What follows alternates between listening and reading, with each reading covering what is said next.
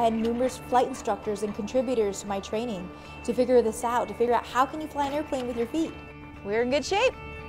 I'm Jessica Cox. I'm the world's first certified armless pilot. I was certified by the FAA to fly in 2008. In preparation for flying, there is the critical thing being able to reach the yoke with my right foot, also having my left foot there for controlling the throttle, and then also be able to reach the radio controls.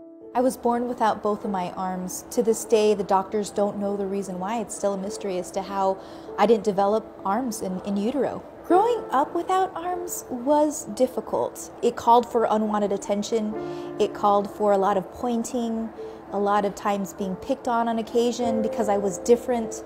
When I was 3 years old, I was first fitted with a prosthetic arm. I learned how to write with them, I learned to eat with them, to pick up things, but they were just never as effective to me as using my feet. There's nothing like flesh and bone, and to be able to make that mental connection with flesh and bone, that didn't exist with prosthetics. And because I was born this way, it was more natural to use my toes, because I could do things better and more efficiently with my feet. I had this opportunity, it was a rare opportunity to go up in a small airplane. Being behind the controls as opposed to being in the back seat was different. It was incredible.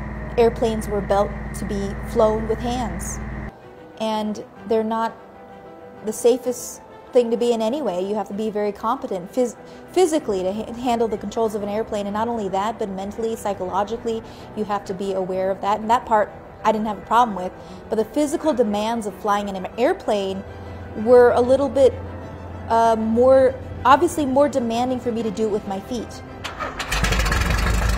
When I look up and watch an airplane fly by and know that I have the skills, thanks to my instructors, thanks to the support of the aviation community, to do something so incredible, it's unbelievable to me even.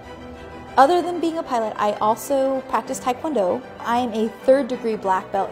I'm a certified scuba diver. I've learned how to surf.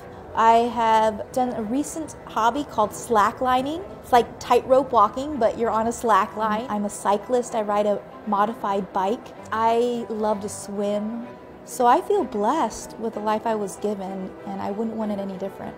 I've traveled as a speaker now to 23 countries around the world. So I used my chin and shoulder to grab a hold of one side, and I brought it over my head, and finally I got it on my head. And I pulled down that microphone, and I was so proud of myself. I've had role models and leaders, and because I've had that, now it's my responsibility to be the same for the next generation. We are all in this together, and so that's what reminds me constantly that I need to help other people.